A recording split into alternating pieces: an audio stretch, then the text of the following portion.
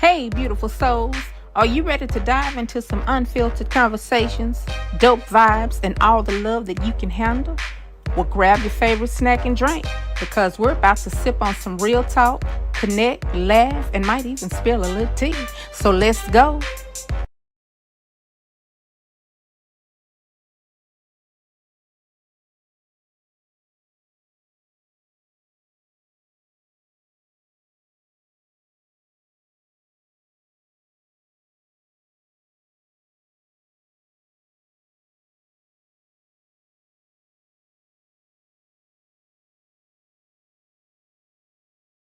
Okay, let me know if y'all can hear me. If you can hear me, just put a 1 in the chat and let me know if you can hear me. Come on now. Come on, let's get this party started. Well, now let's get this conversation started because that's exactly what it is. It's a conversation. And I don't see enough people in the chat for me to really be. Let me know if y'all can hear me. Let me know if you can hear me. Because I'm not seeing any chats. I don't see anybody in here. I don't see my peeps in here. I don't see nobody in here yet. So I'm going to be here until you guys get here so we can get the ball rolling. So come on in.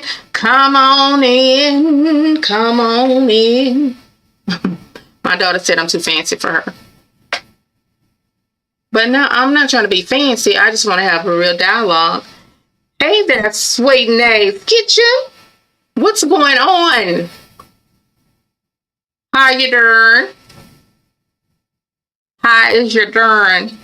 I'm waiting on my other peeps to come in here so we can get this thing going, so we get this ball rolling and have this conversation about the problem that we seem to be having with black men. Let me know if you can hear me. If you can hear me, put a 1 in the chat. Because I need to know that you can hear me. Put a 1 if you can hear me.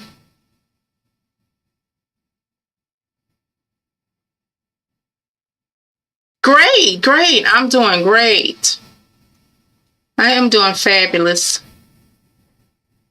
I am just trying to get some of this stuff up here because I wanted to talk about the disconnect between black men and black women.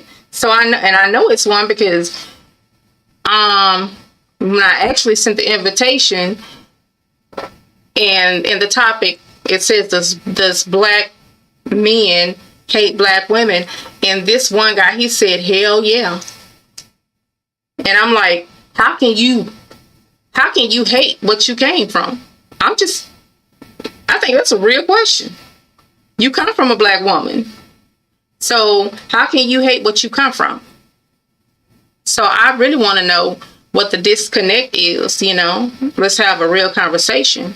I know that we all have had our issues in relationships and marriages, and sometimes they work, sometimes they don't. But I know that the biggest thing has been communication. It has been communication, but you know what? Not only communication, but manipulation. Period. It's a lot of that going on too. So I want to have a conversation about it. And I want to ask some questions, and I want people to share, express what you're feeling when it comes to black men and black women. I can tell my own little story, but because I know we all have some stories. Because there's been a lot of bullshit going on, but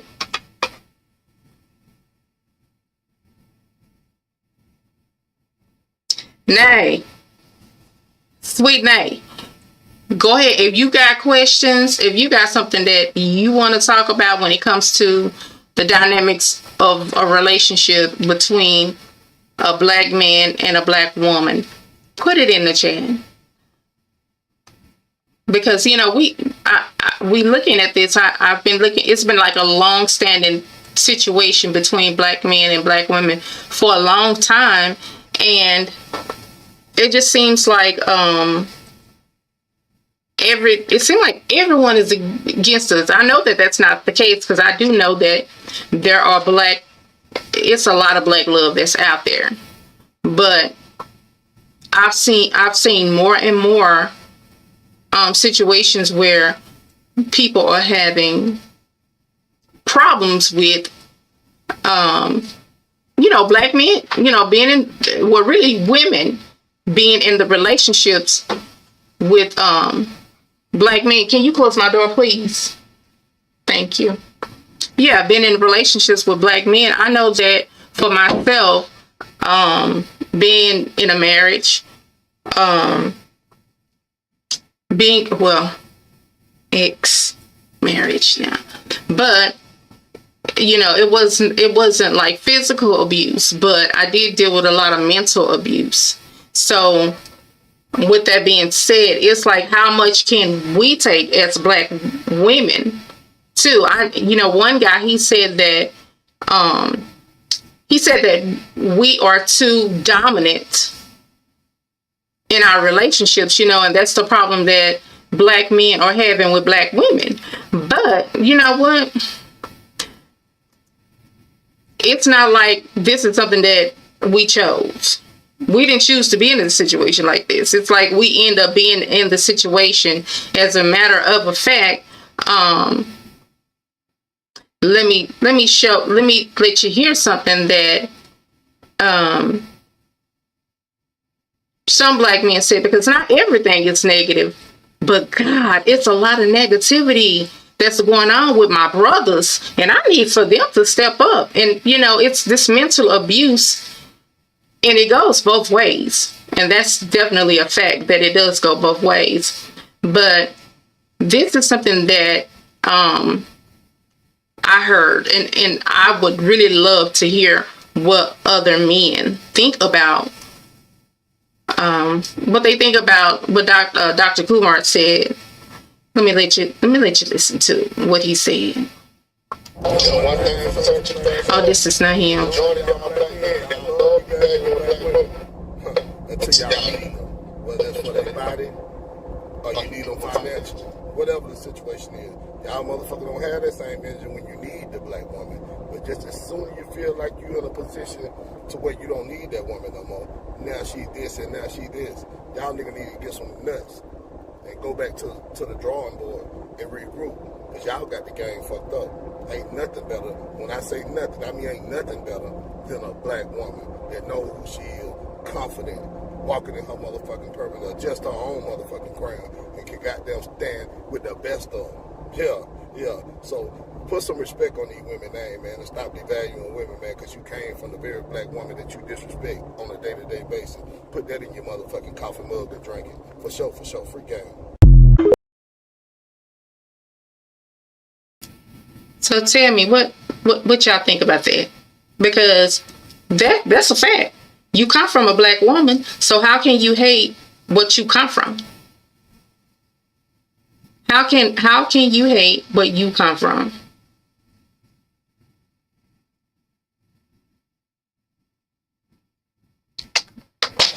And I just want to know that, because with myself, I'm a black mother.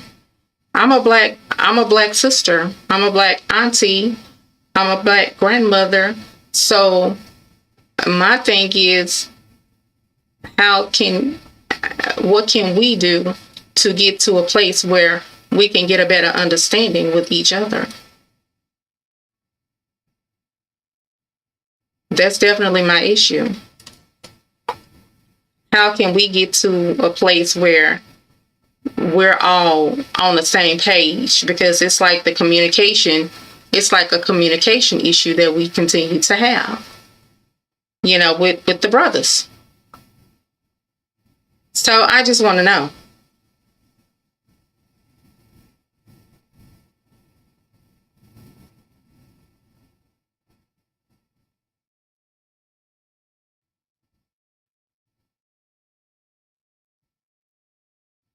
I just want to know, y'all, where you at?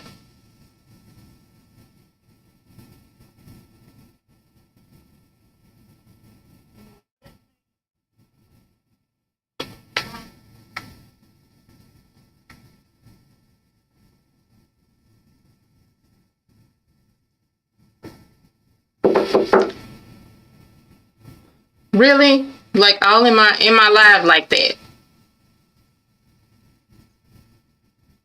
That's crazy.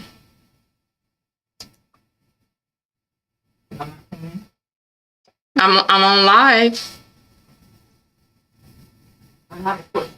Okay.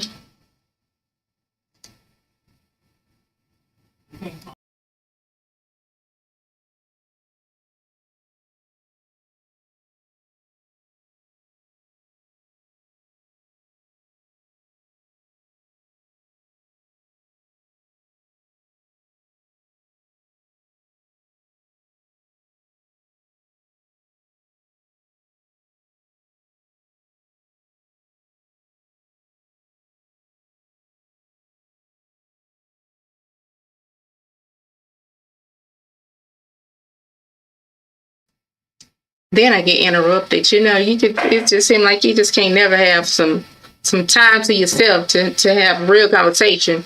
But anyway. Hey guys, welcome to Sister Sip TV. I am happy to have you guys here. Today's topic of discussion is the disconnection between black men and black women, and it's an open discussion, so let's have a real conversation. If you are in here, let's have this conversation right now, because I think it is absolutely necessary to have it so that we can get a better understanding of one another. So yeah, let's have this conversation. I do have questions myself, and then I do, you know, I have my own situation, or had my own situation. I was in a marriage where the manipulation was more narcissistic and more to make me feel less than a woman. But you know, at the same time, I think men don't understand. I don't think men really understand that us as women, when we have had to do everything on our own for so long, that's where that dominant side of us comes in.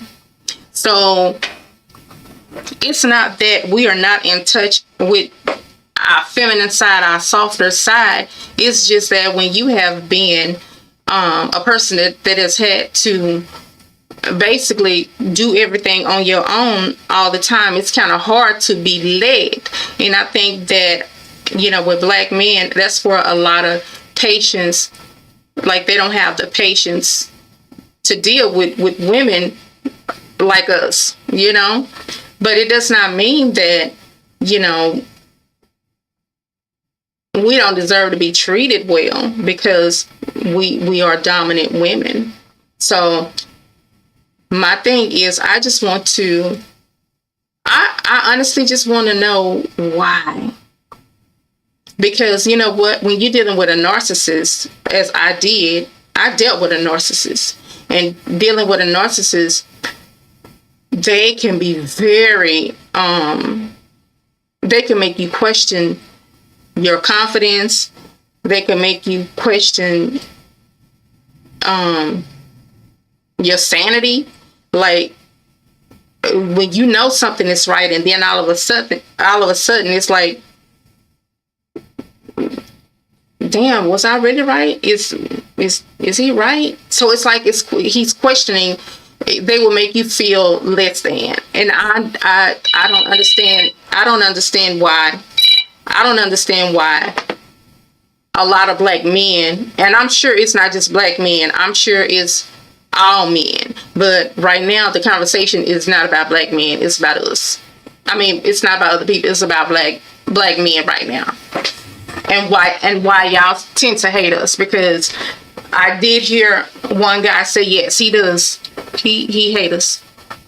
And another one said that we loud, and you know, we too dominant. And so, like, for me, that's insane. Like, for me, that is insane for a man to feel that way. But let me see. Let me let you hear, because at this point, when I say that, we've had to carry things on our backs for so long, and then for us to be treated less than, that's a problem for me when it comes to black men, because you know what? We go hard for y'all. Like, we really go hard for black men. So I don't understand why we can't get the same, from y'all. Like, why we can't get that same thing from y'all? Can anybody answer that?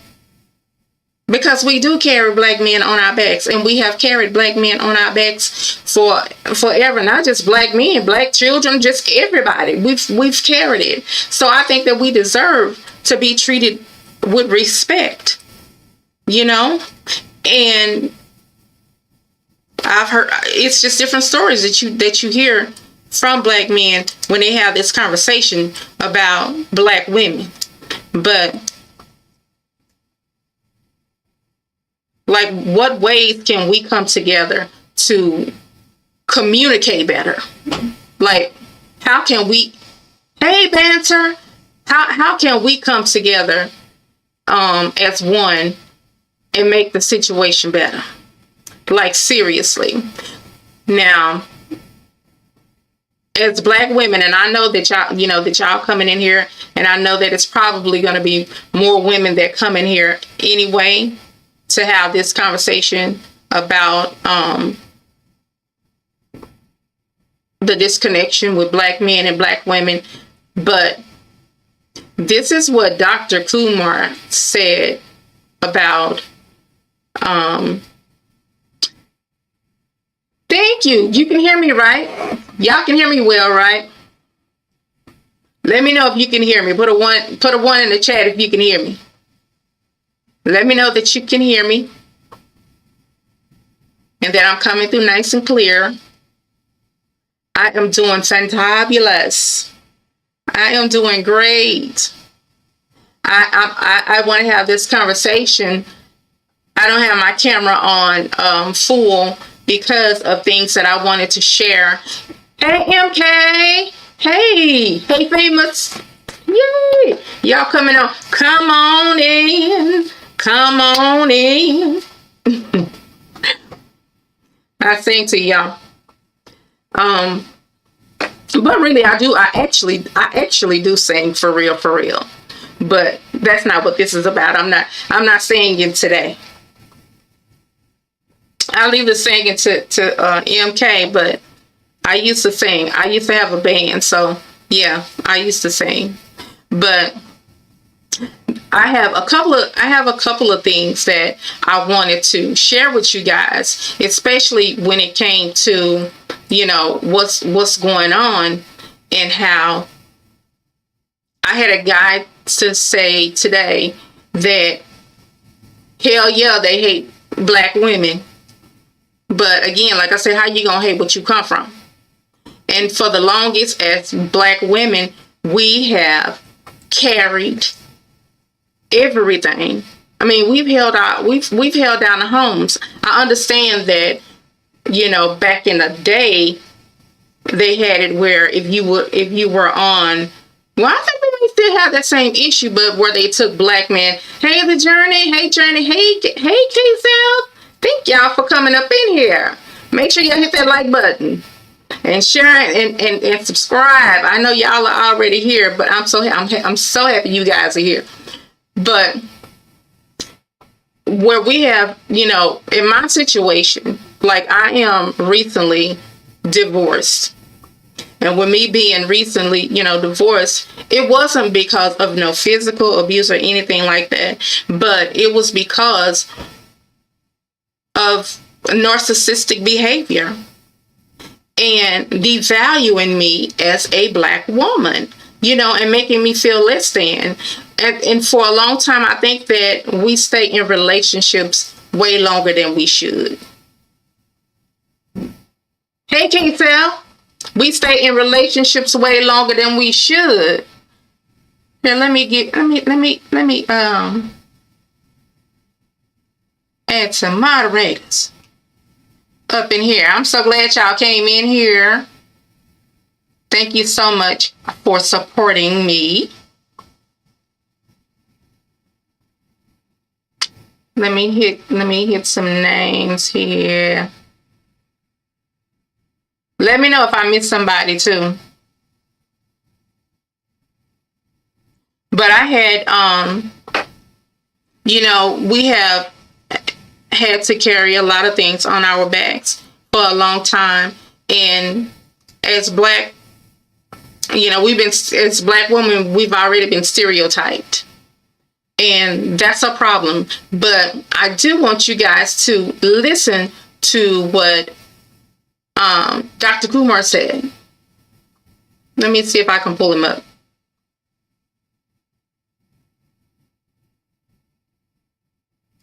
And I'm telling you, black men are responsible for her being masculine because we have not helped her raise them children. I am and not. when I say help them raise them children, I don't mean you as the stepdad. No, I mean you as an active member in the community. She got masculine because she had to become masculine in order to deal with the rape, the abuse, the domestic violence, the disappointments that men had in her life, and also raising those kids and have to take care of herself all at the same time. The black woman has been the be-all, in-all in our community for half of a century, and now we want to turn around and say because she didn't do it perfectly enough or remain feminine enough when she had to absorb our responsibilities plus her own, that's insensitive and disingenuous.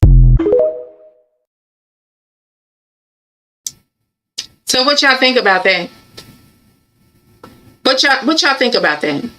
I'd like to know in the chat. Y'all let me know what y'all think about what Dr. Kumar had to say about what black women deal with, because we do deal with a lot. And a lot of times, I don't think that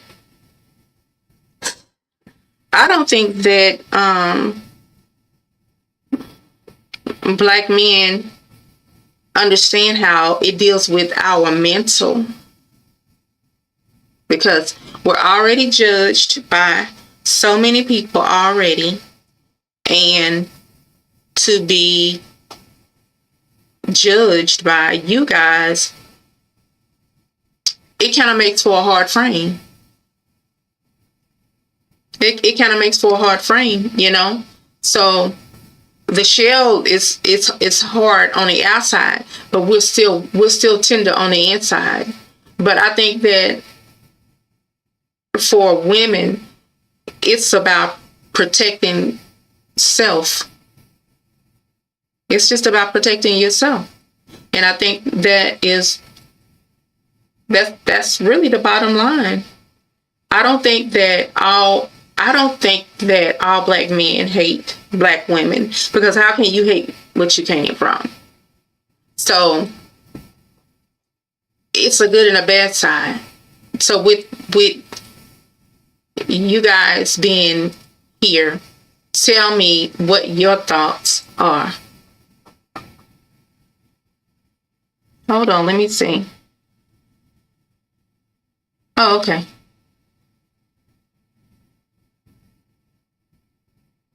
I guess my little chat thing, I guess it's just moving a little slow on my end.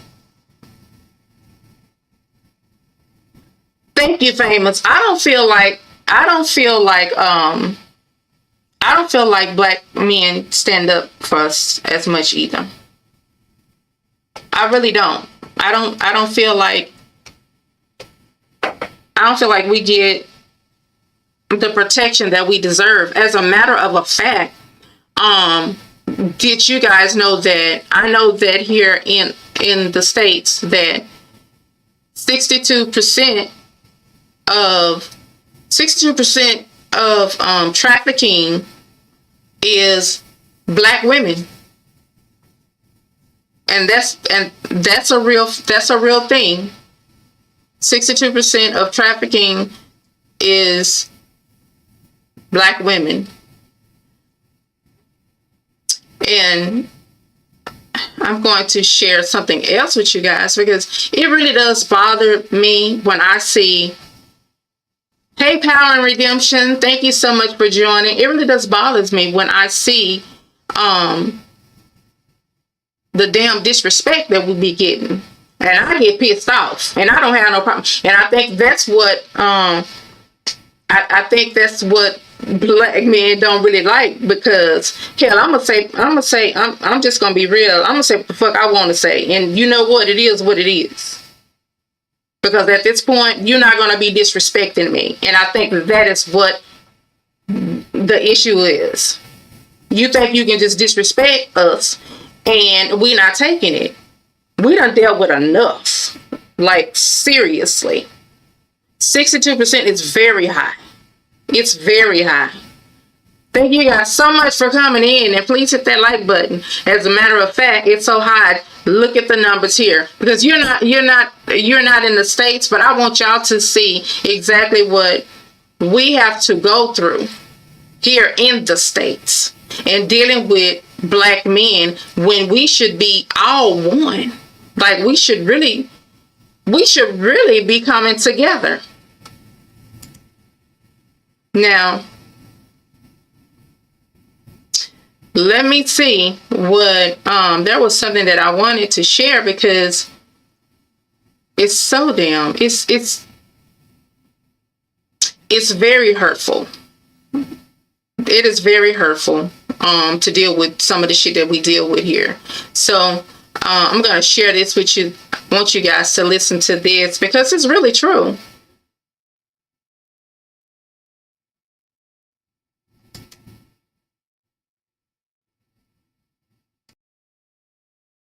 Injustice in Chicago. The goal is to make the city safer for everyone, but especially for those most impacted by crime.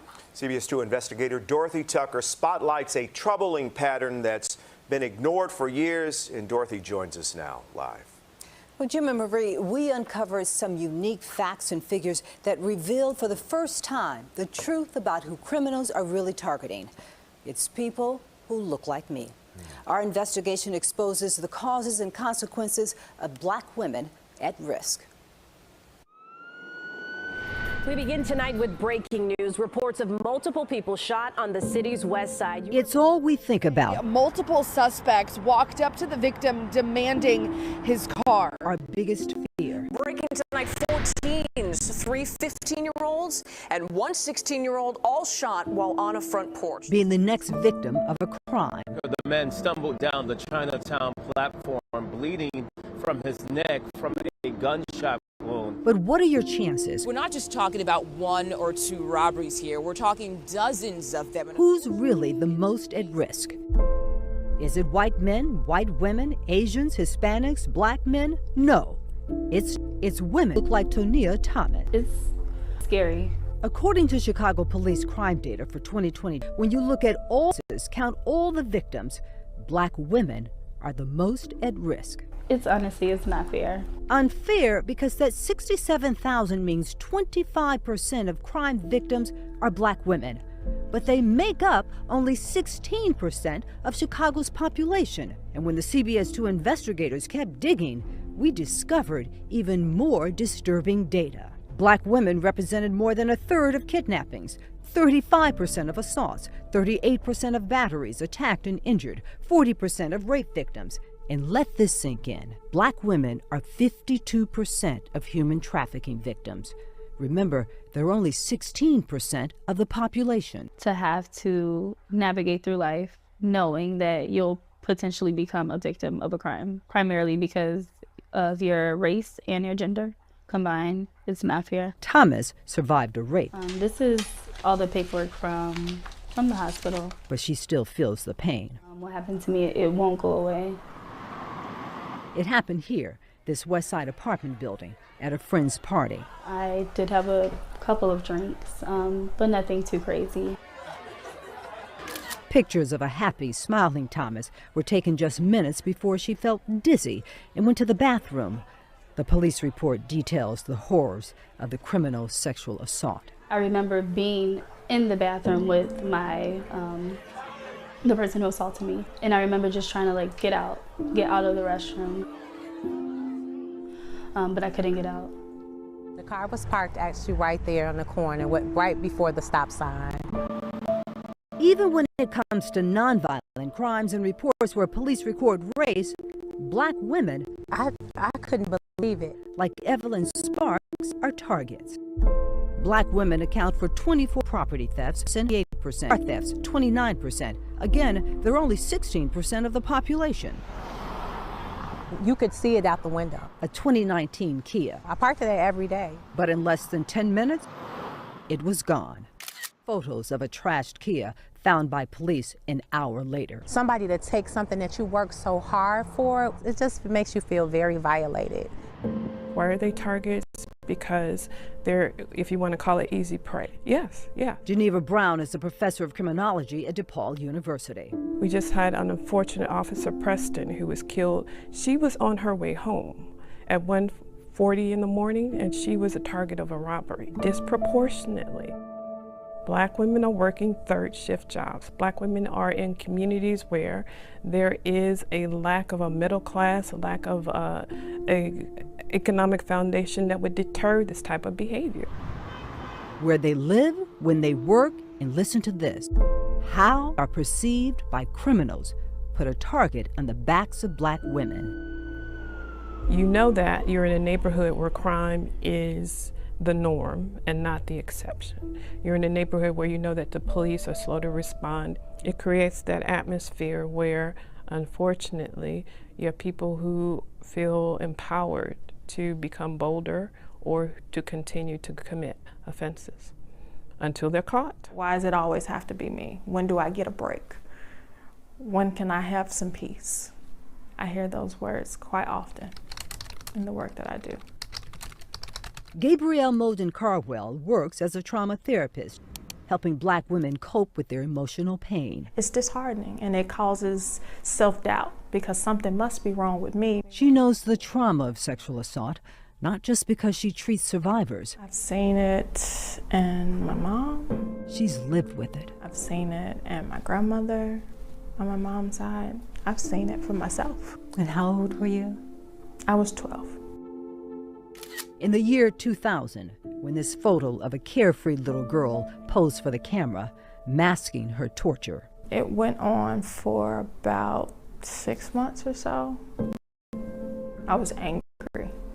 I was heartbroken. It's very aggravating. Rage keeps me up at night a lot. How have Black women been overrepresented? The CBS 2 investigators went searching for answers. We looked at every crime, every victim, not just 1 or 2 years, not 3 or 4. We went back 21 years. CBS 2 investigative data journalist Elliot Ramos crunched the numbers. The stuff is buried in like statistical reports that come out every year. But it's here, the latest, pages 79 to 81. You got batteries, you got robberies. Ramos combined the crime data by day of week, by location type, with race, sex, and age from police reports. It was surprising at how consistently Black women in particular were over-indexed in relation to the population, like year after year after year. The revelation, Black women have always suffered more than others. A surprising fact? I was 16 when all of that was going on. No one suffers more than young Black girls under 18. A perfect picture of a thriving high school junior at Little Village until she dated the wrong boyfriend. I remember like him grabbing my arm and he swung on me and hit me. He was very violent. He was very mentally abusive. All of that was very traumatic. From 2001 to 2022, for every white girl attacked and injured, there were 18 Black girls hurt. I decided like I wanted to take some pills. I no longer was getting the A and B's that I wanted. So if my grades began to drop, I felt very burdened. And so I no longer wanted to feel burdened. I feel like this is just as bad as the war on drugs, right? Like everything went shut down for that. But what about these crimes? But for Black women disproportionately targeted by crime, there is no special task force, no mayoral commission. We talk about big picture stuff, we talk about, hot topics, but Black female victimization is not upping. And Brown adds, no public outcry to address the core causes. And I think that this is a conversation that needs to be had. We've been counting CTA attacks, and this one marks 8 in the past 10 days. As a Black woman walking into the world, Some of the 14 wounded are still in the hospital. every day and knowing there's this high probability that something's going to happen to me when I leave the house. And it's like, do you leave home? But we have to. We can't, live a life where we're sheltered, but why should we have to?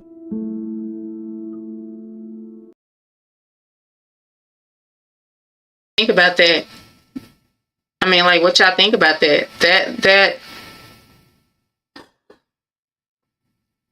That's a lot. That's a lot, as a Black woman, especially as a young Black woman, to deal with.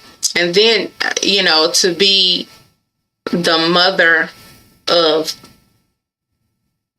I have 3 daughters and I have 4 granddaughters.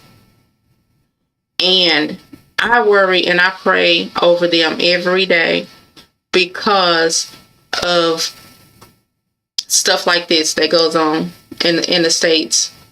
And I think a lot of it's like, how can we change the narrative? How can we change what's going on? Hey Stacy, how can we change what's going on with Black men and Black women? Because we know that it didn't start with us. Just like, the whole Diddy situation. And because men are abused too.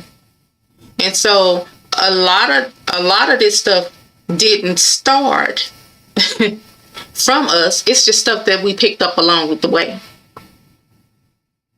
You know what I'm saying?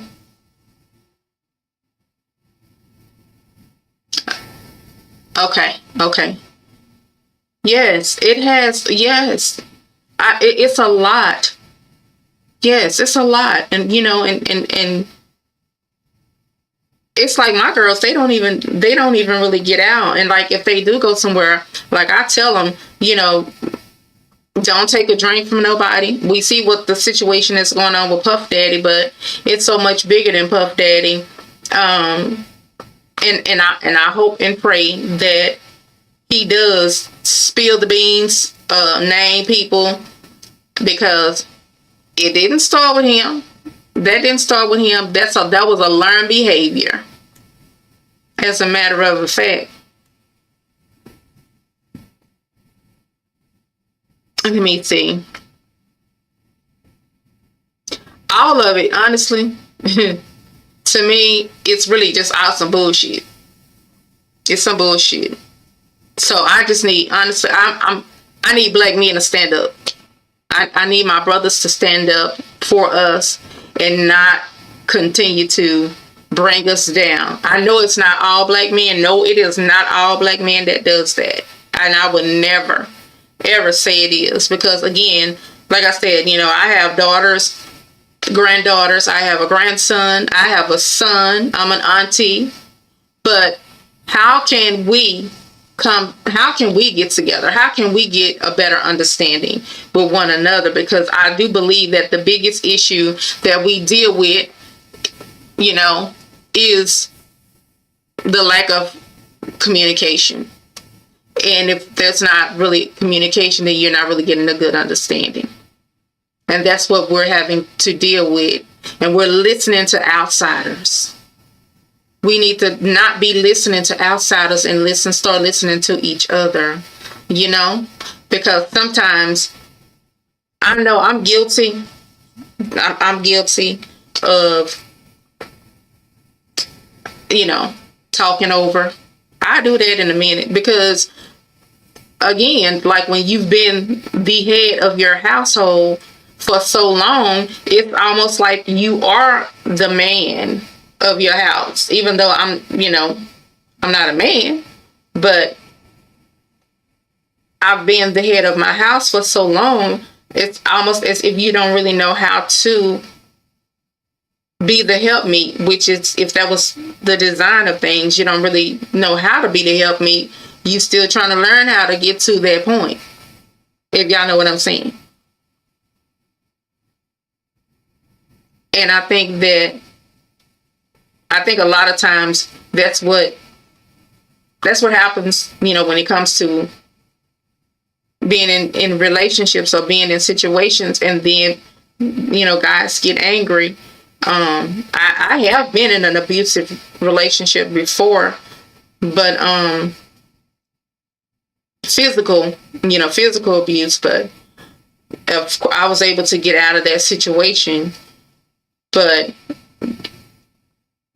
as women, we do go through a lot. And I just wish that we had more men to bag us, because it seemed like we're the only race of women that don't have their protection. If anything, I've seen so many black women that have died by the hands of a black man, and you can't stereotype a woman because of, the things that she wear. With me being in fashion, I think it's not what you wear, it's just how you wear it, or when you wear it, or where you wear it. For example, you're not going to wear a bikini suit to a corporation. You're not going to wear it to work. But that doesn't mean that you can't wear it. You know what I'm saying? So yeah, it's a lot of stuff that we are dealing with in these damn states. And then they taking the rights to our bodies away. So like now with the whole situation, I feel like with the Puff Daddy situation, I don't know what to think about that whole situation. I really don't know what to think about it. I just feel like with him, as a black man, and if he want to be freaky, he can be freaky. I don't care about the freaky stuff. It's the abusive stuff that, people have had to deal with. That's my issue when it comes to him. That's it. Other than that, I don't have a problem with what he's doing. That's his business. That's his lifestyle. But I do have a problem with the fact that if they was messing with little children, that's a problem, because you're here to protect them, not take away from them. So that was my issue with that. But my issue with us, with black men, why y'all hate us? Why y'all killing us out here in these streets?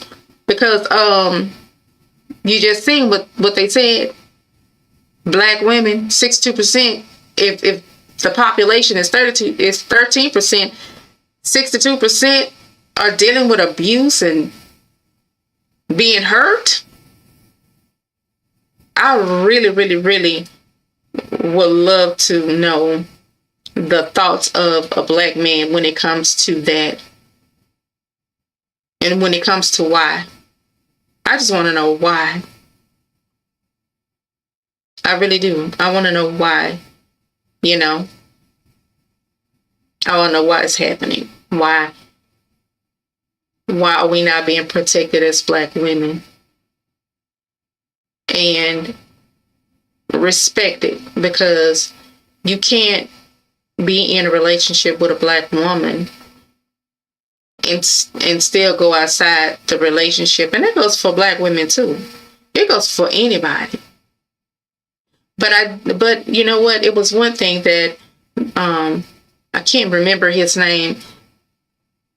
He said something about black women. Let me see here.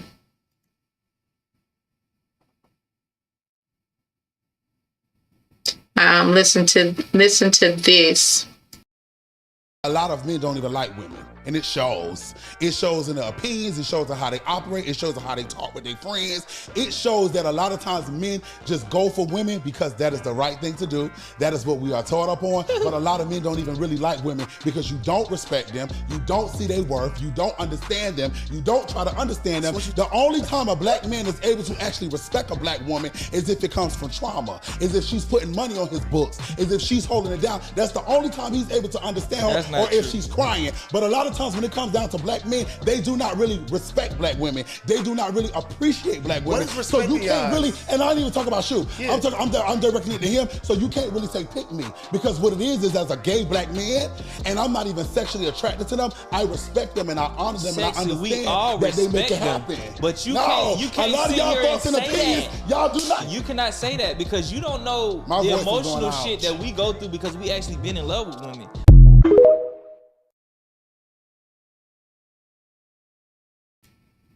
So, what y'all think about that? What y'all think about that? You know, and that was coming from a gay man that is, you know, he don't like women in that way, but he loves and respect women. So we get more respect from, you know, a gay man than we get from our own men. That's crazy. Like that's crazy to me.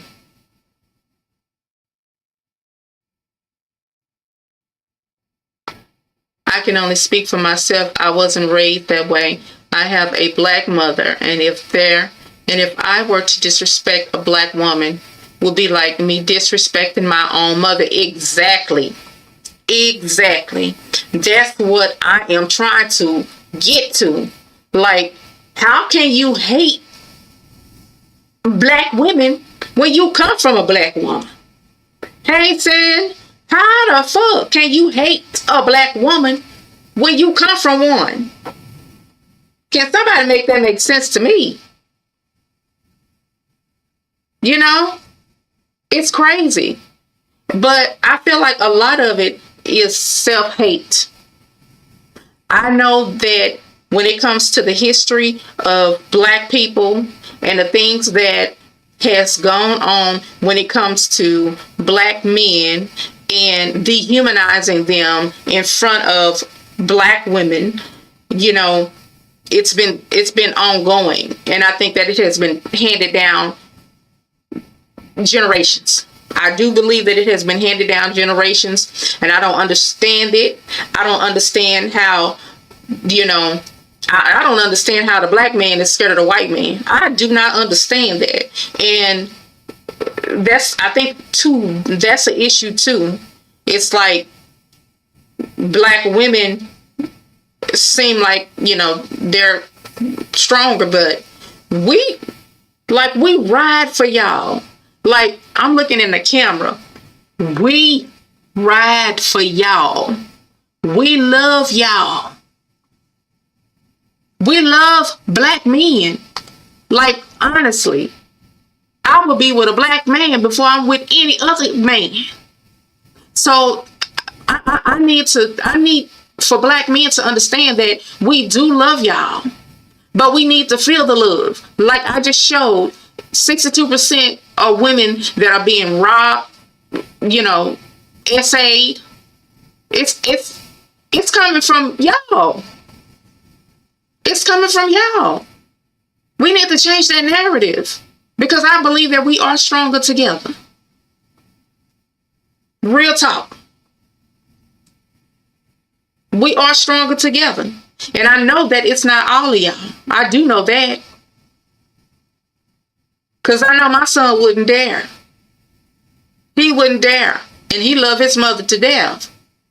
So my thing is, if you love your mama and you love your sisters, you need to be treating women the same way that you treat your mother. Now, if you don't love your mother or you don't respect your mother, then that's something else. And I believe that when we deal with those kind of traumas, we do need to be able to express and talk, because as black people, we hold a lot of shit in. We do. Even when we're going through things, we'll sit there and we will suffer, like, and smile. We'll smile through the pain. But it ain't right. It's not right.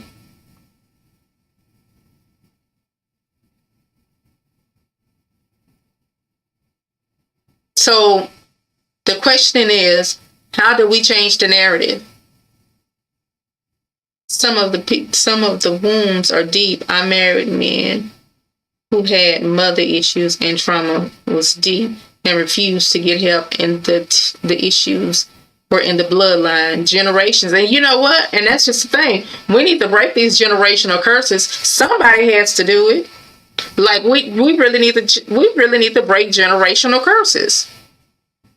You know, we suffer in silence, and I'm gonna tell you, you know, I know a lot of women who suffer in silence, and that has been through, you know, trauma, and a lot of the relationships you end up being in a relationship with somebody because of trauma bonds, and then you end up having people like, you know, Puff Daddy. This is alleged. This is my own personal opinion. This is not facts. I honestly feel like he was, you know, messed with as a young man, because even when I see him with his mother, that relationship is a little bit different when it comes to them, you know, and it becomes generational. It becomes generational. And so at the end of the day, I do know that hurt people do hurt people. They hurt people. And so you have all these individuals that were involved in the situation when it came to the freak offs. My thing is this: if all these people knew all of this shit was going on and they was moving kids and doing all of this kind of stuff, how in the hell did nobody said nothing? Like, I don't get it. I don't get it. Like, nobody said nothing. And then, like, now all of a sudden this man is in this situation. He locked up, and then everybody want to start coming out. And if that's the case, to me, everybody guilty. That's everybody that played a part in it is guilty to me. So, like, I don't want to hear nothing. I'm not surprised by none of that. I'm not surprised about that situation at all. And I already knew that Holly was weird. Holly weird. So a lot of the stuff, it's about, I know that when it comes to narcissists, it's about power and control. So with that being said, everybody that has big money and was part of that situation, it's all about power and control. And when you don't have that money, and when you're in desperate situations, you know what I'm saying? You kind of do some things that you probably wish that you shouldn't have done. So, but I think a lot of that should have been reported a long time ago. But then again, you got people that's in law enforcement and government and all of that. They doing the freaky stuff too. So it's just a lot of nasty and evil people out there. But just because they're out there does not mean that we have to be a part of it. But we have to be able to change the situation. We have to be able to change the narrative. And I commend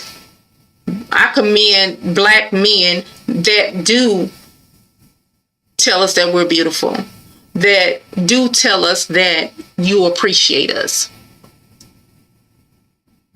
that you do see us. Because I feel like a lot of women they're just doing what they have to do, you know, just doing what they have to do. If I could be in a situation where I could be the helpmeet instead of having to be the head,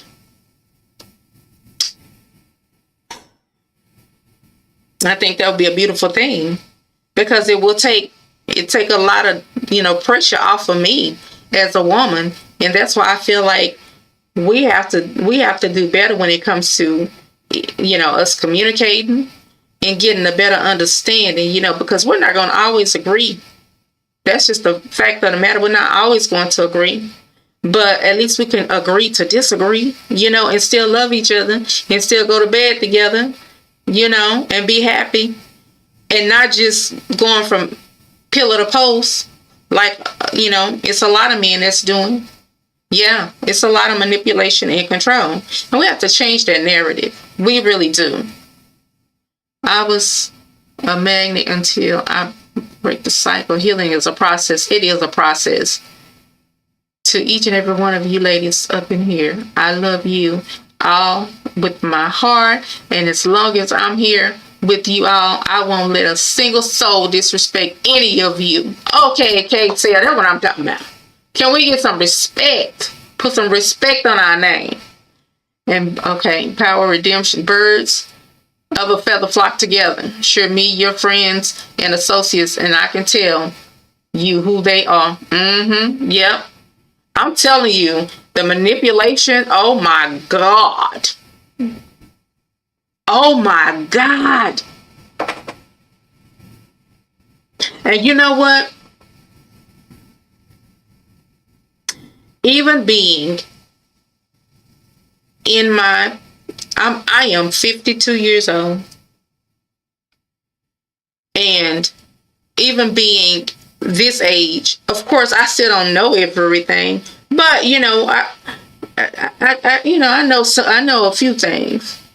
But let me tell y'all something, baby. A narcissist will come in ways that you wouldn't even think. Woo.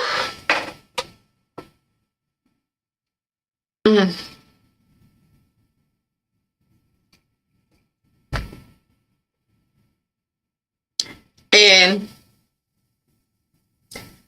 when you deal with a narcissist, oh my God, that's a whole nother topic, dealing with a narcissist. Because, women are narcissists too.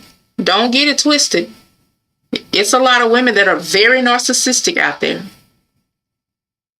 But when you are dealing with a narcissist, manipulation is, it's something different when you're dealing with a narcissist. I mean, you have to shut them all the way down. Like when you can finally break free of a narcissist, you have to change your number. You have to break contact with them. I mean, because if you don't, they're going to keep coming back. And it's like, I feel like they're energy vampires. They literally suck the life out of you. Literally. Yeah, manipulation is power and control. There are good ones out there. There are some good ones out there.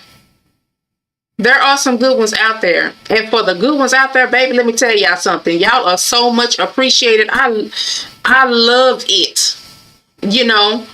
I'm just going to keep it real. White women, they don't deal with the shit that we deal with. They do not deal with the things that we have to deal with. Not on the same level. Now, they may have to deal with some things. But they don't have to deal with it on the level that we have to deal with it. Because we do deal with a lot. We deal with a lot. And what I want to see, honestly, I would love to see us coming back together. You know what I'm saying? As a matter of fact, this guy right here, he said some things, and I can really appreciate what he said. Y'all take a listen to him, because he really hit the nail on the head. What a positive guy. I was in a restaurant a little while ago, and about 4 women walked inside the door, and they were giggling amongst one another, having a good time. And I love to see that, because that's therapy, to see people come together and laugh and joke amongst one another. But the rhetoric that is spewed out of some black men's mouths is just absolutely stupid. This one guy told the other guy he was sitting next to, verbatim, "I'm tired of these lazy black bitches because they only give a fuck about getting their hair done, getting their nails done, having a face full of makeup on, and getting their bodies done." Putting black women in a small little capsule like that. He then went to give superlatives to the white woman by saying every time he's in the gym, be it 6 o'clock in the morning or 6 o'clock in the afternoon, that she's inside there busting her ass, working out because she cares more about what's inside of her than what's outside of her. I wanted to say something to the brother, but I was upset and I knew I could have potentially said something that could have led to an altercation.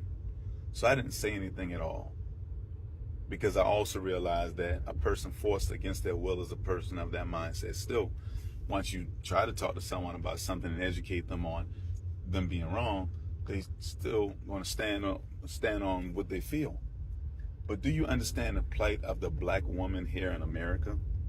Do you understand that a lot of black women, like those sisters that were at the restaurant, have to work 2 to 3 jobs just to get by? Do you understand that she has to take care of 3 to 4 children by herself, or with little to no help from her black male counterpart or her family? And not all black men, because I never put them in the category. Black men are absolutely amazing. I'm a black man. And it's not about race, because everyone knows I'm a positive guy and I love people. But why reprimand, castigate, and persecute the same very woman that you came from?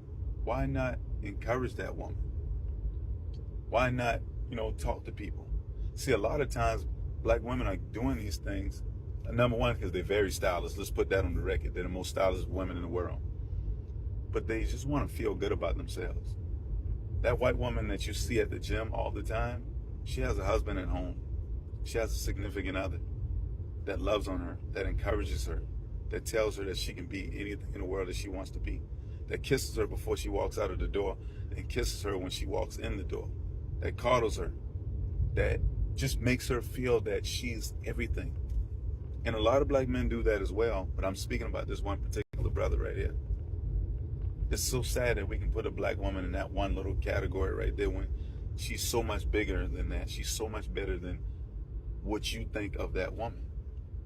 A lot of black women are depressed. They've gone through a lot of things in life in general. When men say, oh, black women are aggressive, they're not aggressive. They're just not allowed to operate in their femininity like that white woman can, because she's getting all of everything she needs. She's hearing everything positive all the time. So it really, just had me a little upset, man. But it's a lot of people that think this way right here. But the onus is on me. I always encourage, black women to work out and get out there and do her thing, even if it's just like 20 minutes a day, because it is going to make you feel better. But it's a lot of black women that do work out. It's a lot of black, exercise instructors, yoga people, people who do Pilates. It's a lot of them that encourage people, and they really do work out. But it's like, I can assure you that he's having sex with different black women. But if that black woman isn't good enough for you from what you're describing her to be, why even sleep with her? I just wanted to say this, man. But a lot of people feel this way, and not all black men feel this way. So he isn't a representation of how a lot of us feel. I just wanted to say this. We have to stop downing people.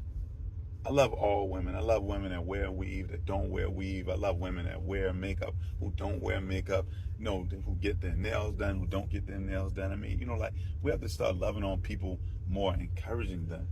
That's what life is about. Depression is really real, man. And I can see why some women are just really fed up with a lot of black men. I truly can.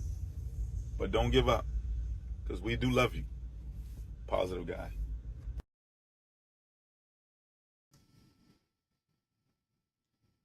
That's all I'm saying. That's all I'm saying right there. Behind our backs, we, bitches, but them be the main ones that's running to us. As soon as a black man get in trouble, who he gonna come running to? The black woman. Because anytime a man get in trouble, in whatever situation he is in, you know what? If his mama's still here, that's the first person that he run to. Mama. That's the first person they call. Mama. So you hate us, why?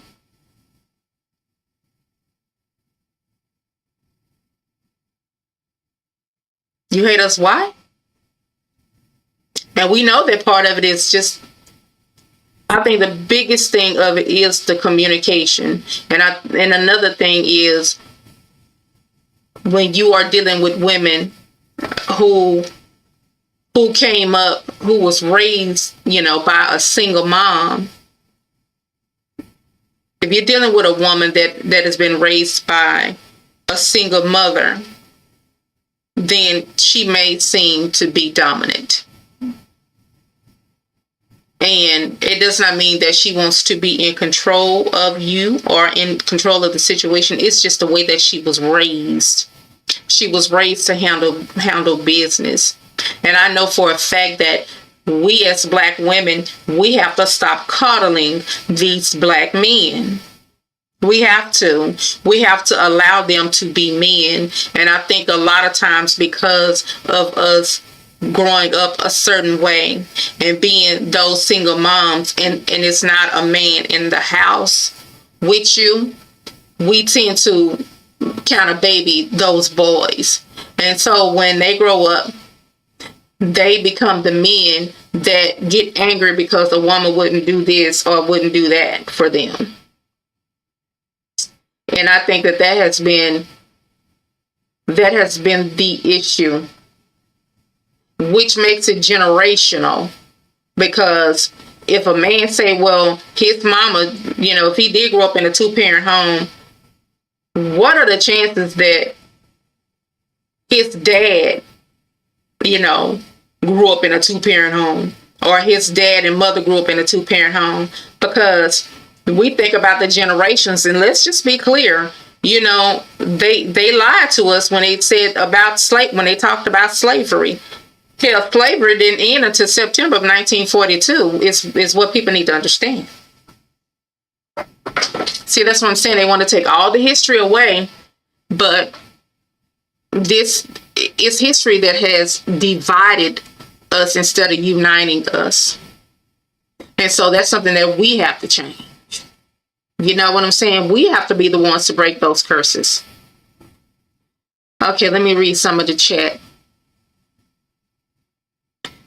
Sometimes the nail tech and the gym and hairstyles are therapeutic when you are in those toxic situations. Not all the time, but most times, yes. And some has masculinity theories. Absolutely. Absolutely. Absolutely. And you know what? When I hear, men talk about you'll hear some men that say women need to fix themselves up. And then in the same breath, you'll hear another man say that they need to take that fake hair out their head and they got on too much makeup, or, it's always something, and it's like you can never be enough, or you can never feel like you are enough for that Black man. And that's the truth. You just feel like you're not enough. But it was another young man. He made perfect sense because he said, what I said earlier. It's about how we communicate, as a people. And we have to be better at communicating and understanding that a lot of us have been through trauma. So my question will be, how do we change this? How do we change the narrative? How do we break the curses? Because I feel like that's exactly what it is, generational curses. Like this young guy, he made this statement here. Take a listen to this. So many Black girls trying to figure out why Black men don't like Black women. I think I got an answer for you. I'm Ruquan, senior at Harvard, studying Black history, and I grew up around Black love, grew up in Washington, D.C., which is Chocolate City. So I felt and seen Black love at every level, in the hood, in the schools, in office, in the businesses, on the street, whatever it is. And I come to Harvard and I experience something really different, where there's this war between Black men and Black women that's like the Black women hate the Black men, the black men, some of them stay away from the black women to get a white girl or whatever. I realize what's happening is these two groups of people are not actually talking to each other. These two groups of people are listening to stories from their parents, and they're also experiencing things from each other, but they're not actually sitting down and having a conversation about their desires, about their fears. And since they're not doing that, it's going to be extremely difficult to arrive at a place where love can exist like this. Because a part of love requires intimacy and vulnerability. Vulnerability is about taking off the clothes, being free, being open, letting it be known and letting it be shown, sharing how you truly feel. Intimacy is about both parties doing that and then coming close together. If there is no vulnerability and intimacy, it's difficult for love to be experienced. It's not just that black women want a husband. It's not just that black men want a wife. Black men want to be loved and black women want to be loved, just like white women want to be loved and white men want to be loved. But here's the thing, you only are going to be loved if you're both vulnerable and intimate, because that's the way that someone has an opportunity to truly patch you up where you're broken, kiss you where you hurt, and things of that nature. So what I'm saying is, like, it's a lot of people asking, like, oh, who's gonna love me? Who's gonna love me? They don't love me, he don't love me, she don't love me. But that same person is typically not willing to go and say, hey, I wanna be loved. Here's where I'm broken. Here's where I hurt. Here's what I'm afraid of. Can you help me? And I think if that happens, then the outcomes will be better for both black men and black women. So what y'all think about that? Yeah, K-Cell, I can see the hurt in you, sister, and I'm sorry. My brothers need to do better. Not just the brothers, this whole damn government needs to do better. Like, for real. Everybody in the United States, because it's a lot of shit going on over here in the United States now. Now, you know, we got this election coming up, and with the election coming up, it's like everything is focused right now. Everybody's so focused on Diddy, they're not focused on a lot of the other shit that they trying to pull.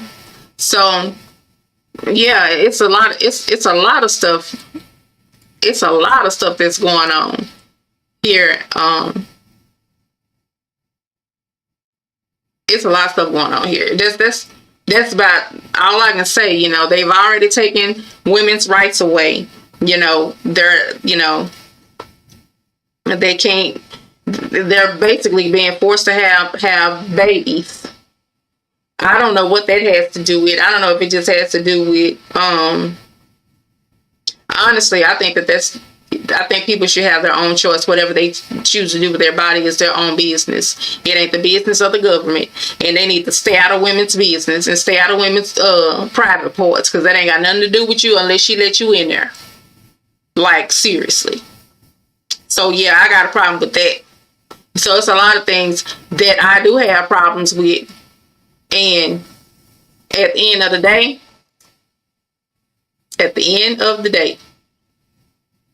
fuck that time for that bullshit. Period.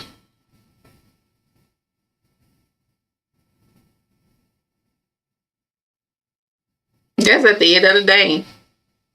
Cause there's too much shit going on. Like, for real.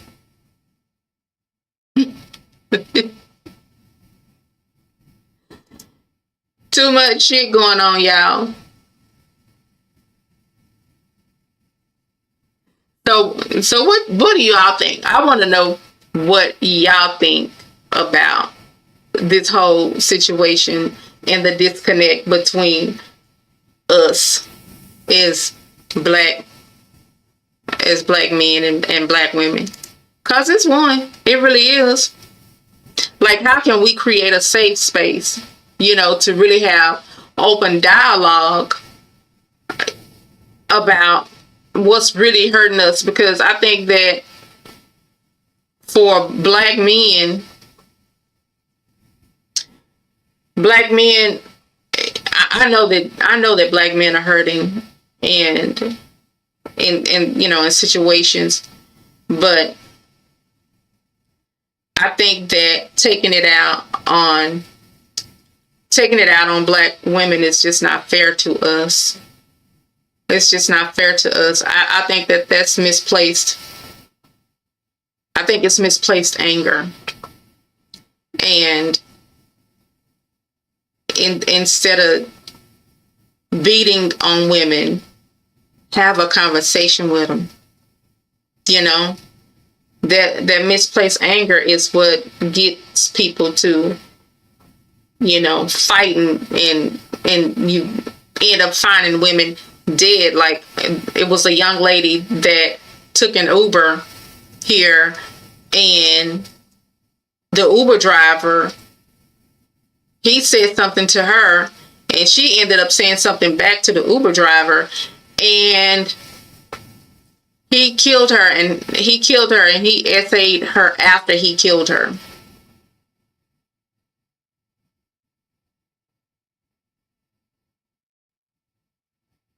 What's that? Yeah, K-Tail. I mean, like, it's a lot. I know that everybody is dealing with a lot of things. I know even over there in other countries and stuff, look at what's happening to the Palestinians. That's genocide. And killing people, honestly, because the Palestinians, they look just like us. So basically, that's just killing Black people, and which is what, I feel like the government would probably rather do. Well, I don't think I'm supposed to say that, but I think unalive in us. And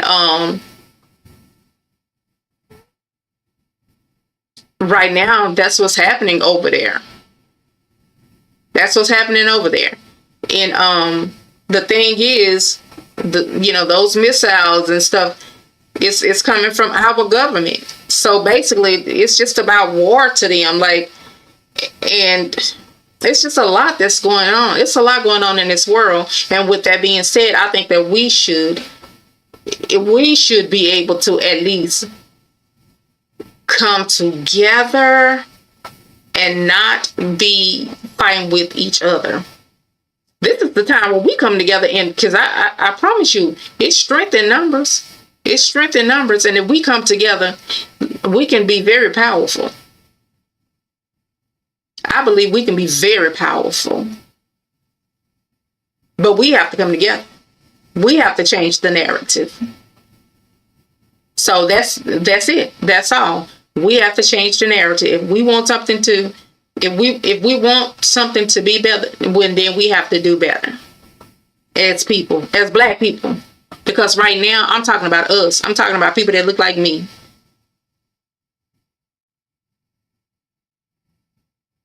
Exactly. Open dialogue is a start, and stop trying to pretend strong is not working for both sides. Misplaced anger. It hurts everybody. It hurts everybody. And it ain't nothing wrong with giving some of that love. I understand. Like, I'm speaking into the cameras, brothers. We understand. We do. You may not think that we understand, and sometimes it may not seem like we understand. A lot of times when you think that a Black woman is angry, she's not angry. She is frustrated. Because again, if she working 2 and 3 and 4 jobs, what you think she gonna be? When she taking care of those kids and she doing it by herself, what you think she gonna be?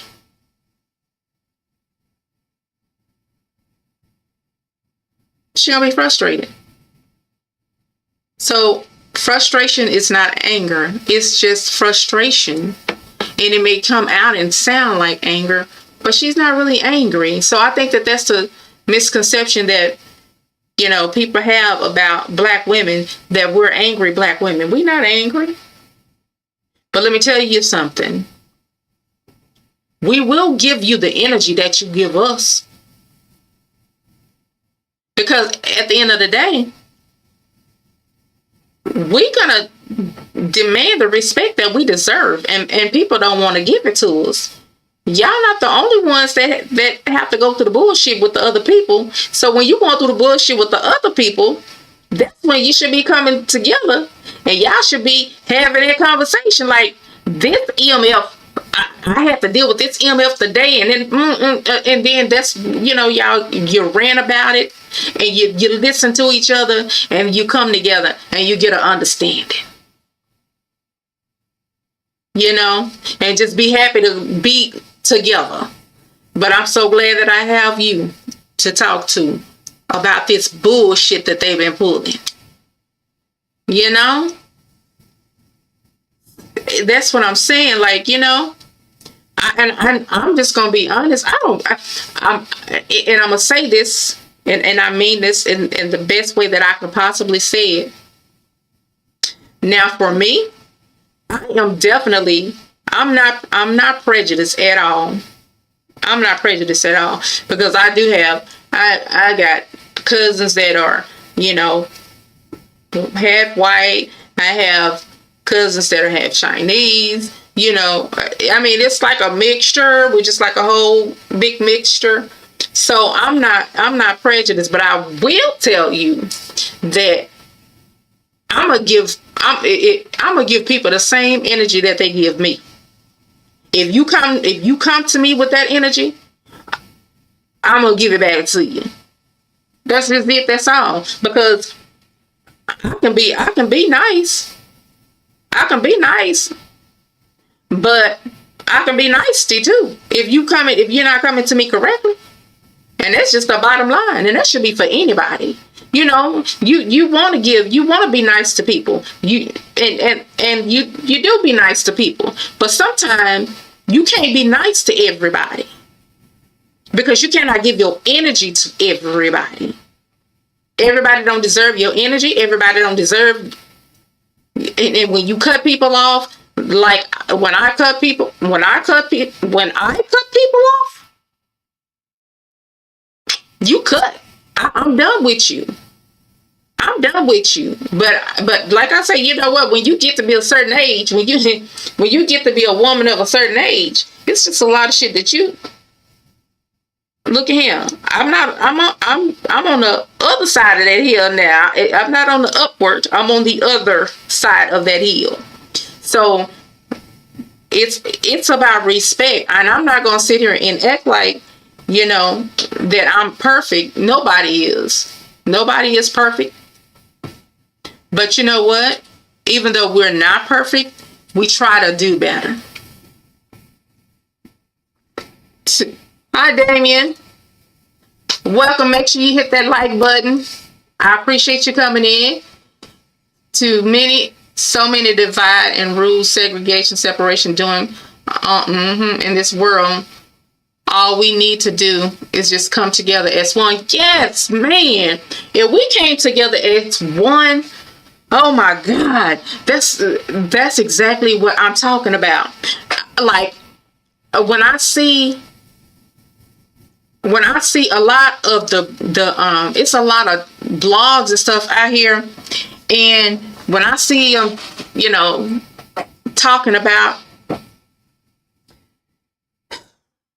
us, like we are like the main people that are down in the blogs. And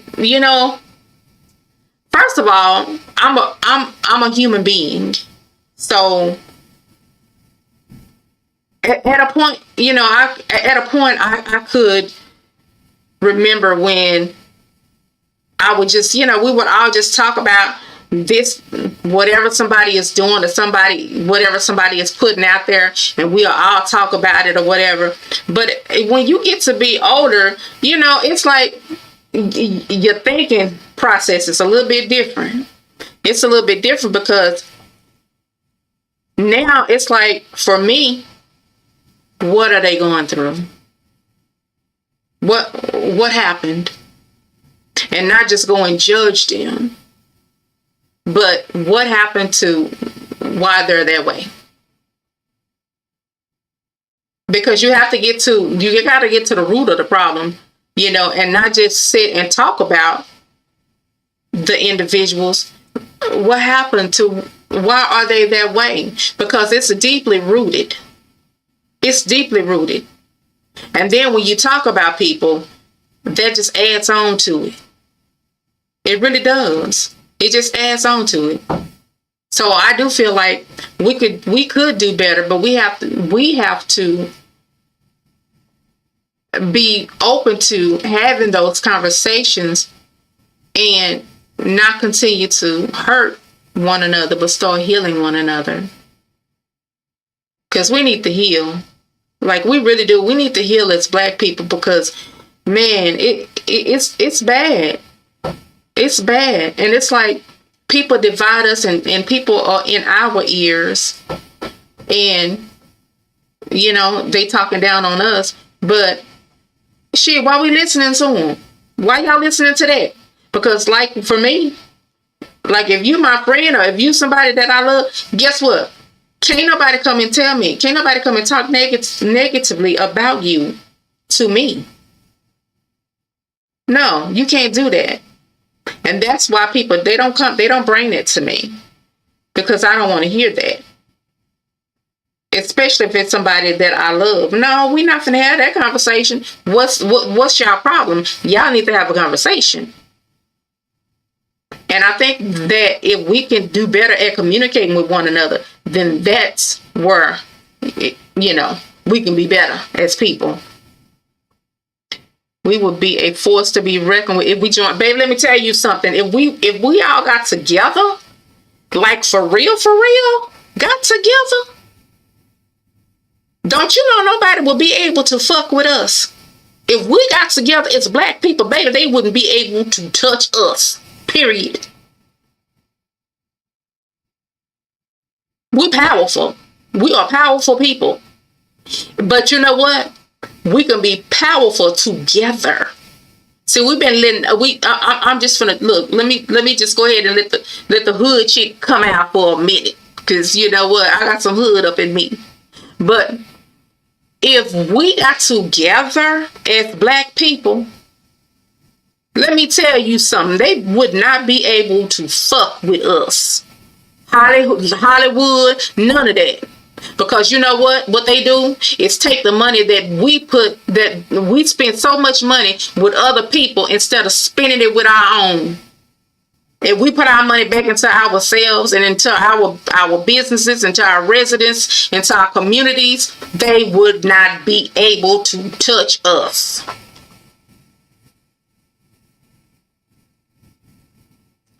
Let me see. Do you think we are worst thing that ever made human beings? What? Too many? What? Who is we? Because I definitely don't think that we the worst. I definitely don't think Black people are the worst things. Are the worst human beings. I honestly feel like we're the best human beings, because you know what? We are the ones. We will welcome anybody. We will welcome anybody in before anybody will welcome us in, and that is a known fact. We're quick to love on other people quicker than they are to love on us. So it hurts my heart to see us not loving on us. And honestly, I think this is a conversation that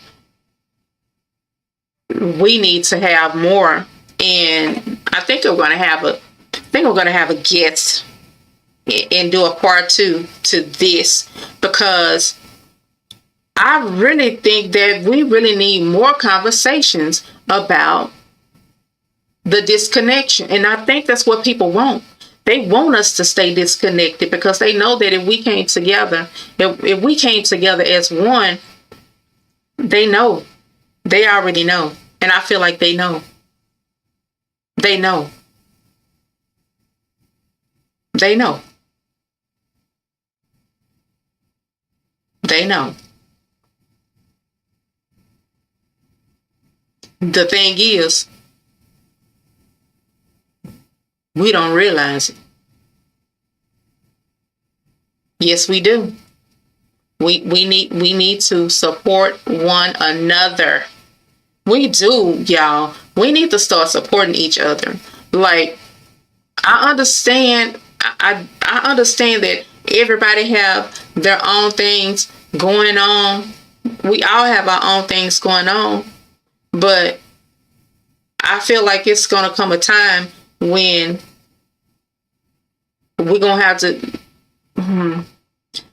It's a old saying.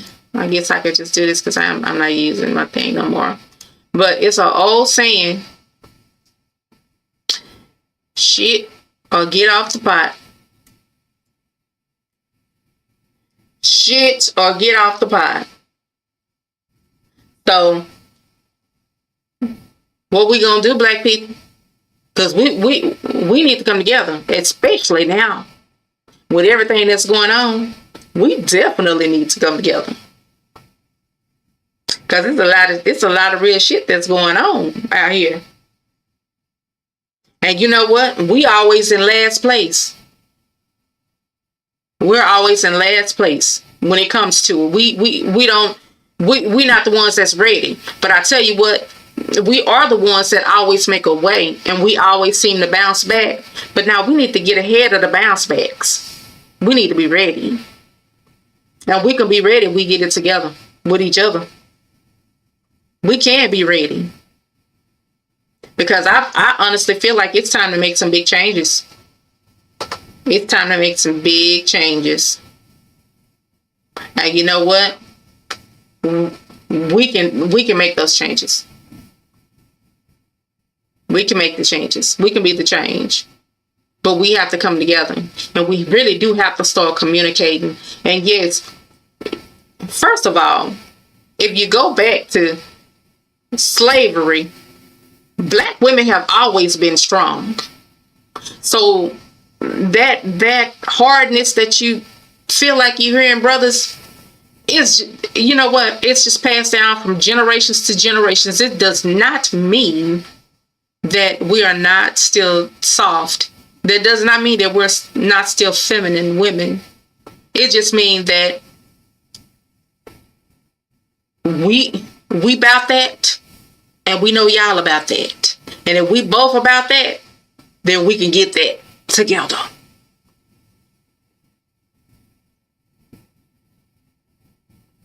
Well, humans all together. I agree with you. You know what? Humans all together. But it has been, black people have been dehumanized. We have been dehumanized. And we are still being oppressed, Damien. That's what I'm saying. Like, we are still the ones that have been oppressed. And that's why I feel like when I say that, if we came together, because I feel like if we come together first, because at the end of the day, we've been the ones that's been separated. And I say that because all you have to do is look at the different races and how those different races come together. So when I say that, I'm talking about us as a race and coming together. If we came together, we would be a force to be reckoned with. And yes, we could absolutely come together as human beings. I do believe us as human beings, because I know that everybody is not the same. Everybody is not the same, you know, when it comes to human beings. But I do know that what I have seen is, like, when I see Hispanics, they come together. When I see the Chinese, they come together. It's like for some reason, it's like we're the only ones that don't come together. That's what I'm saying, you know, us coming together. Because at the end of the day, Damien, as human beings, you know, we can love on everyone. We can give love to everyone, but we're still the ones to not give self-love.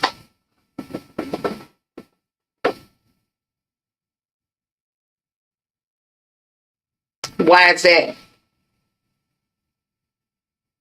Like, seriously, why is that? Why are we the ones that, you know, have to suffer the most?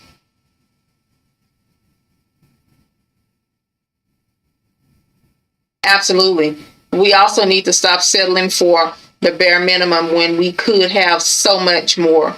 But as you stated, it starts with us coming together. Absolutely. I believe that because Black people spent 1.2 trillion, $1.3 trillion here in the U.S. Let me tell y'all something. Did y'all hear that number? Y'all hear that number? When it comes to who's spending the most money?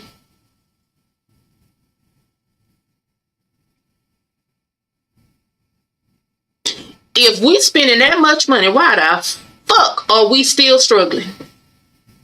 Because we pouring it into other people's pockets.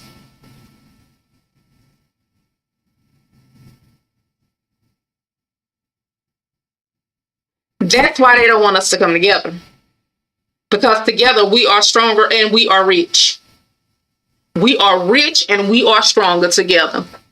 And that's why they don't want us to come together. If we came together, then that's gonna what? Fuck up their shit. But at the end of the day, we need to stop settling. We need to stop settling.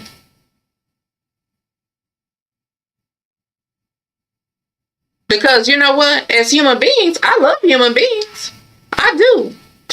Let me tell you something. I love people who love me. I love people who love me.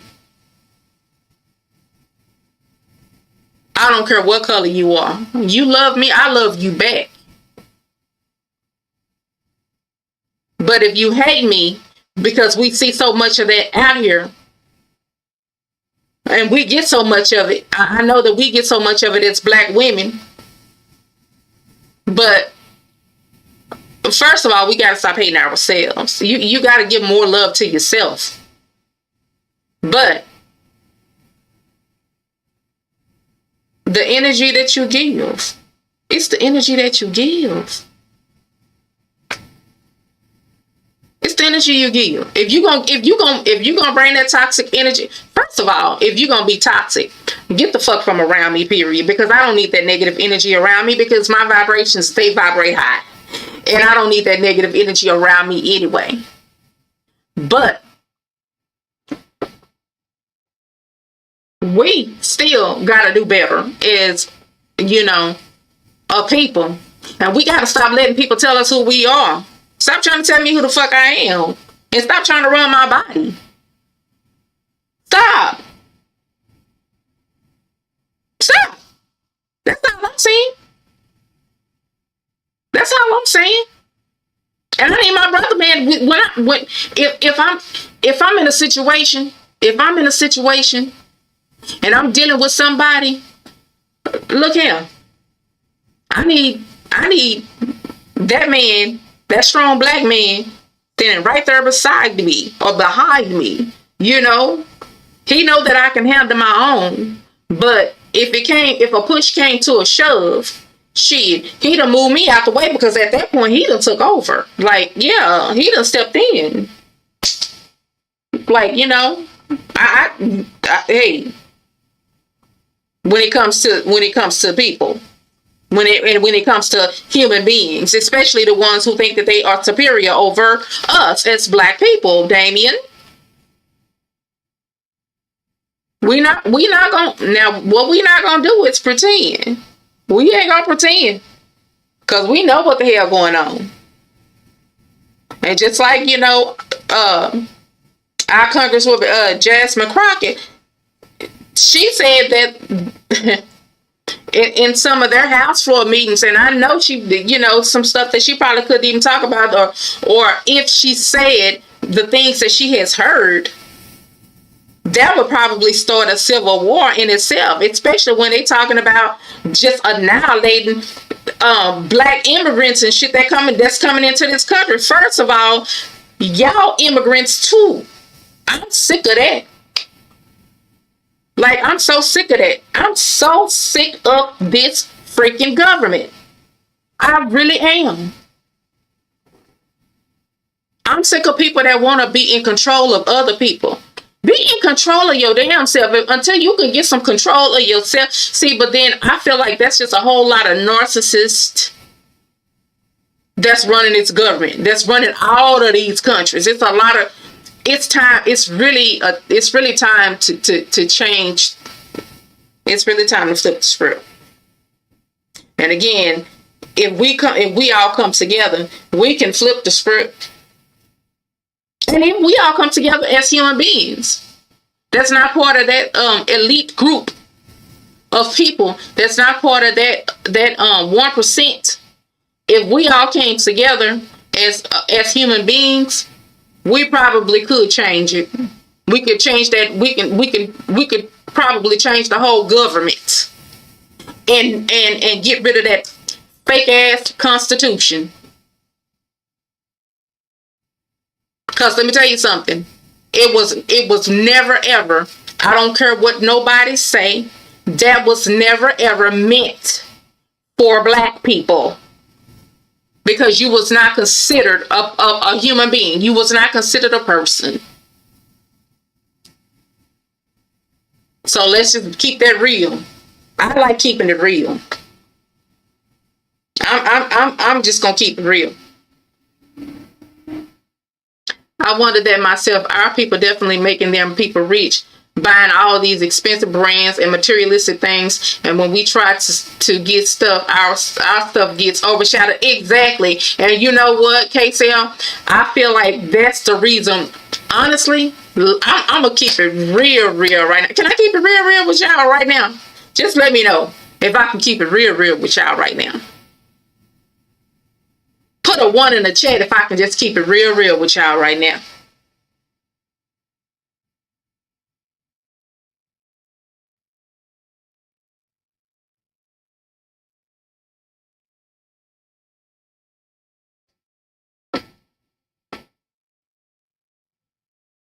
Let me see a 1 in the chat. Let me see a 1 in the chat if I can keep it real with y'all right now. Because see, I'm about to take this back to the whole Puffy situation. Real quick.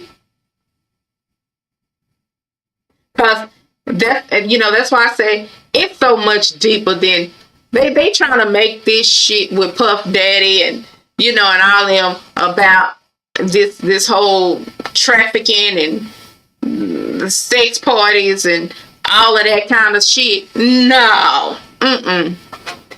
That's why Puff Daddy that's why he kept tapes on their ass.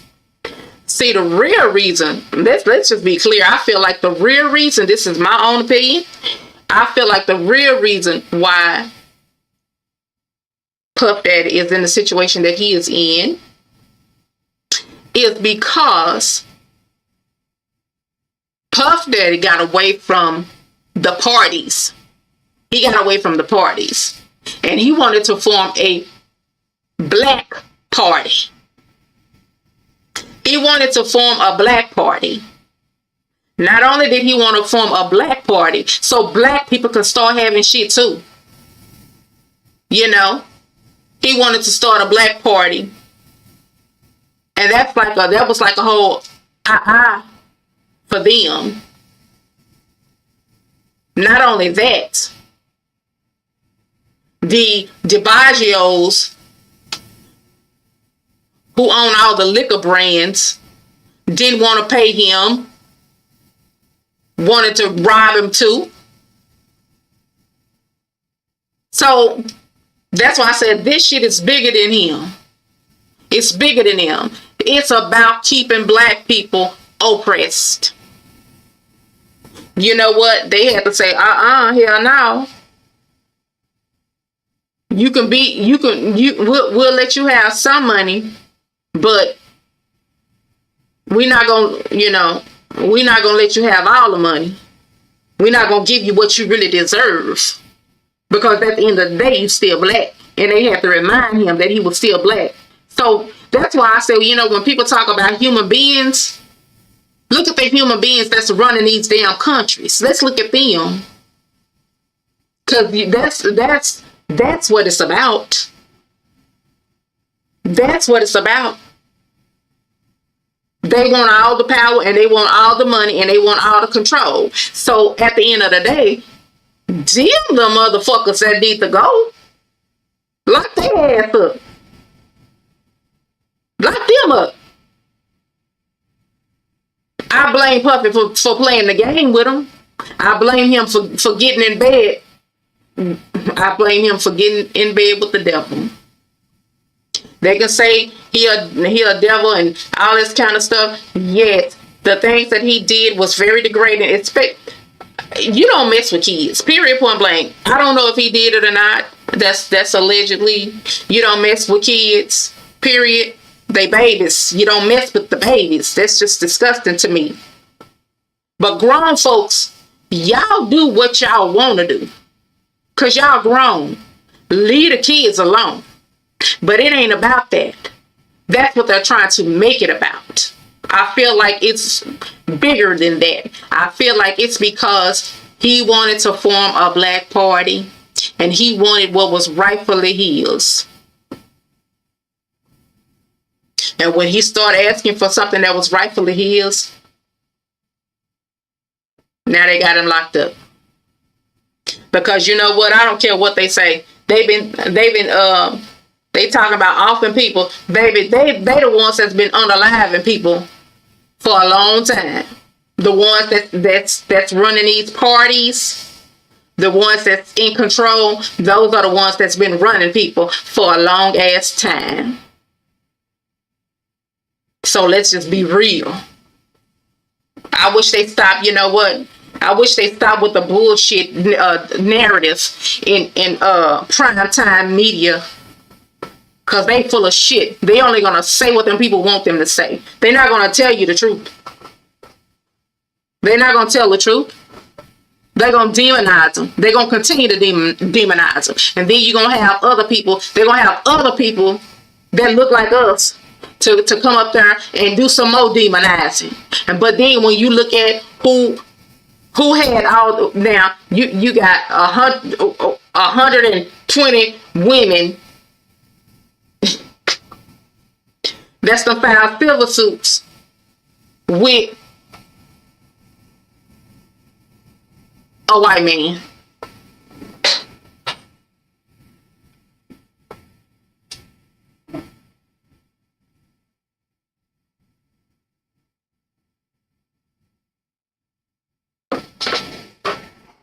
Y'all hear me?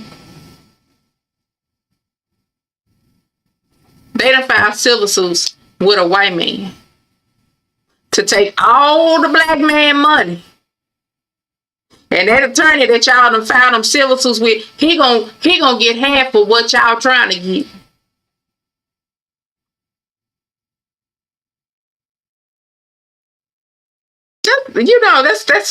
That's all I'm saying.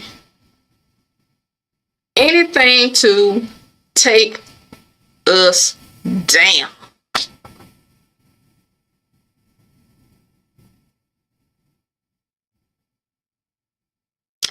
You are so right. You are so right, Damien. They did. And that's why I have a problem with the government altogether. Honestly, I feel like, a lot of times if our people understood that the votes count locally more than they do with the presidency. Because at the end of the day, all of them motherfuckers is in bed with each other. All them motherfuckers is puppets.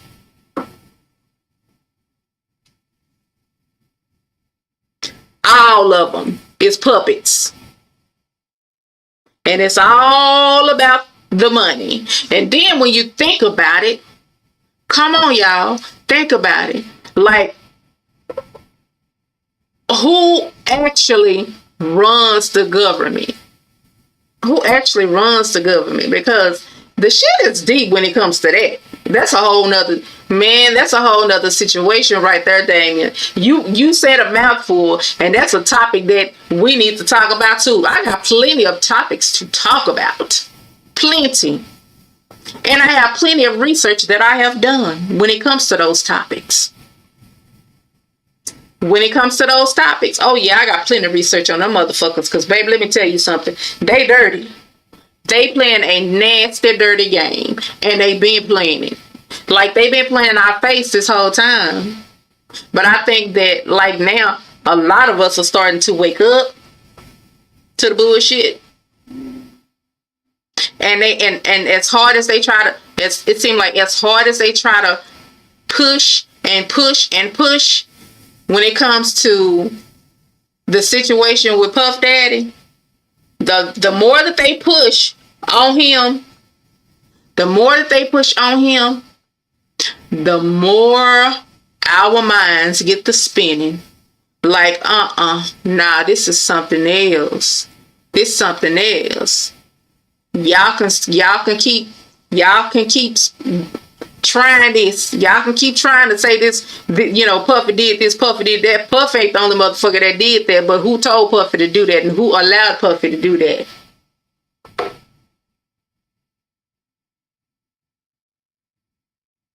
Oh, okay, KCL. Yeah. Who allowed him to do it? See what I'm saying?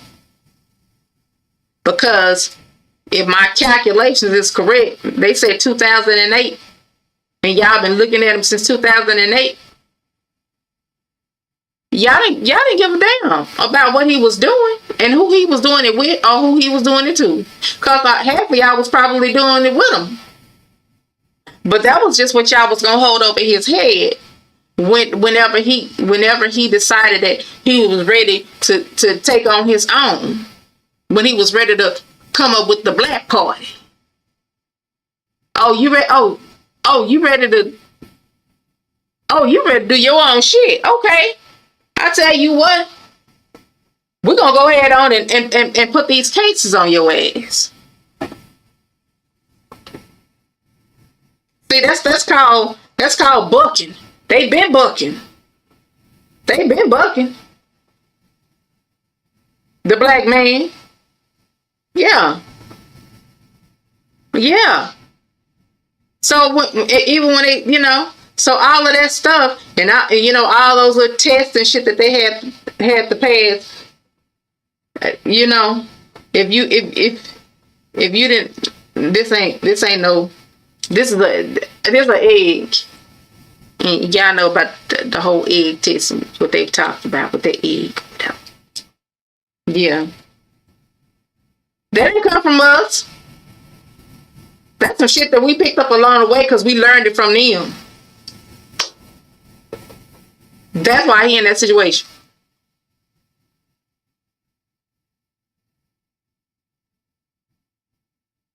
Am I lying? Y'all know I'm not lying.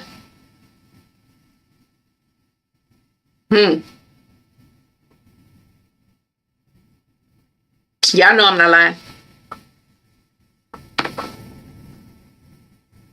So yeah, we not gonna act like that.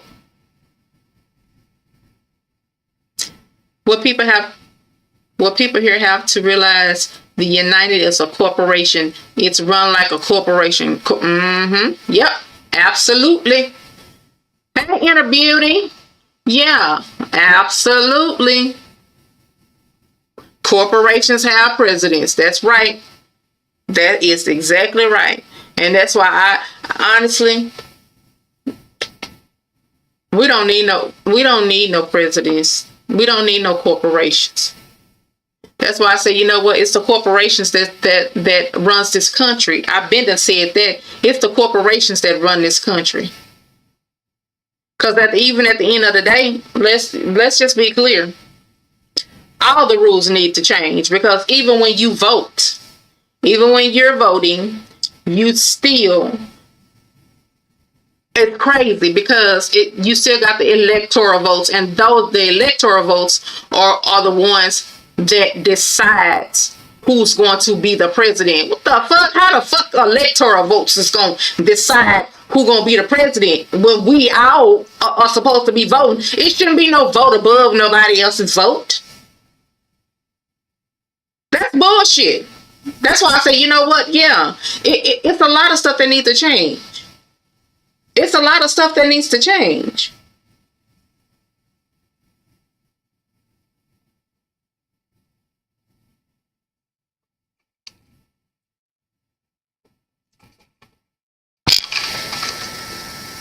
Everybody want to, everybody want to be the Chiefs. Make sure y'all hit that like button. Everybody want to be the Chiefs. Everybody. But when it comes to us as black people, black men and women, we have to get together. We have to come together, because there's too much bullshit going on out here. Too much.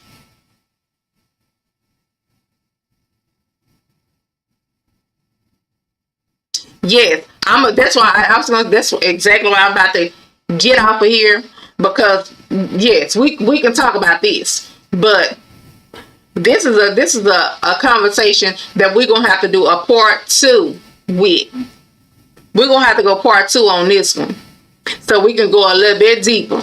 Make sure that y'all tap that like button. Make sure y'all share it. I appreciate y'all, and we're gonna come back and have this conversation. We're gonna continue with this conversation, because it's going off into something else that we really need to be talking about too. That's why I say it's so important for us to come together as black people, because it's so much bigger than what they're saying. But I love you guys, and thank you so much for joining me this evening and sipping some of this tea. All right, so until next time, I will talk to y'all later. Peace.